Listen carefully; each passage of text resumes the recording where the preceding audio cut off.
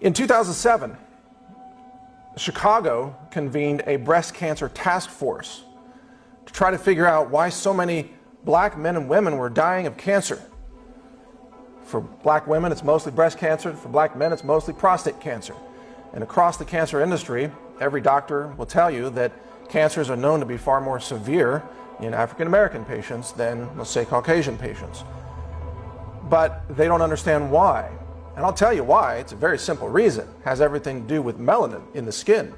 If you have darker skin pigmentation, because your ancestors came from a region closer to the equator, where sun exposure is more intense.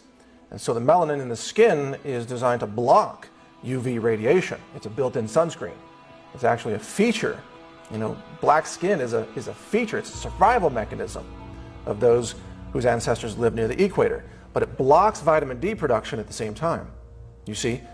Because the ancestors, all of our ancestors, were outdoors people. They spent their time outdoors. They didn't live in offices. They didn't work indoors all day long. So they had too much sun. And so the dark skin pigmentation blocked the excessive sun, and it protected them from UV radiation. Well, today we all live indoors, don't we, for the most part? Indoor lifestyles, office jobs, even people who work in hospitals are working indoors.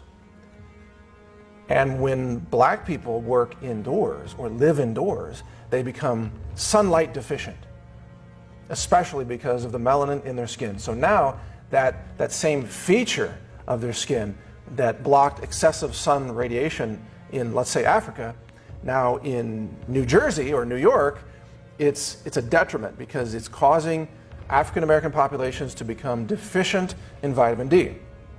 And this is what's happening in Chicago and Detroit, and especially the more northern latitudes of northern United States, Canada, and so on. Black men in the UK have very high rates of prostate cancer, and when they get diagnosed with prostate cancer, the prognosis is less positive than, let's say, a white person with prostate cancer. The cancers are more aggressive, they're more deadly. The answer is lack of vitamin D, and yet in 2007, this Chicago Breast Cancer Task Force convened, I think, over 100 doctors and nurses to try to have a powwow, a team effort to try to figure out why is cancer worse in black people in Chicago. And wouldn't you know it, after spending days or even weeks on this project, they couldn't come up with the truth. The truth that people with dark skin are sunlight deficient, they're vitamin D deficient, and that's why the cancer is more aggressive, because vitamin D halts cancer. And vitamin D can be purchased for $0.05 a day.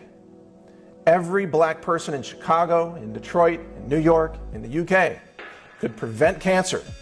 About 4 out of 5 cancers, by the way, with nothing but vitamin D. And yet the cancer industry won't tell them that. So here's a case where you have a disease that is disproportionately more aggressive in blacks versus whites. And white people, they absorb sunlight more efficiently when they're outdoors, so they need less time in the sun to generate the same amount of vitamin D as a black person who needs more time in the sun.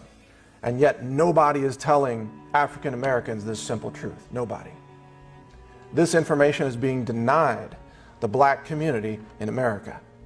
And it's just, again, a very small part of the overall vector that I'm going to be continuing to reveal here that is an effort to exterminate blacks.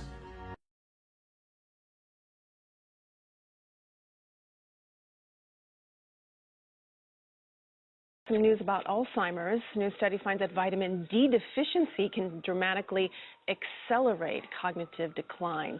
How significant is this finding about vitamin D? You know, we've known that vitamin D is a powerful antioxidant, that same word again, in blocking inflammation. We've also found out from this study that vitamin D seems to do things in the brain to help protect it from deterioration and cognitive decline. I think that, believe it or not, 50% of Americans are vitamin D deficient and don't even know it. How do you know? How can you find out if one is vitamin D deficient? The best way is to see your doctor and get a blood test, a simple vitamin D level. In this day and age, we're worried about skin cancer, so we lather up with sunscreen. One of the ways we get vitamin D is through the sun, and so it's kind of a catch-22, if you will. So obviously there are supplements. There are, and these can be obtained over the counter. You take them every single day, and then you need to follow up with your doctor because it's very rare to take too much vitamin D. So I see it as a win-win. There's really no downside to taking vitamin D. I think I better go buy a bottle of supplements because I've been forgetting a lot of things lately. All right, Dr. Kevin Campbell, it was a pleasure speaking with you. Lots happening in the medical front today. Indeed. Thanks so much for having me. My pleasure.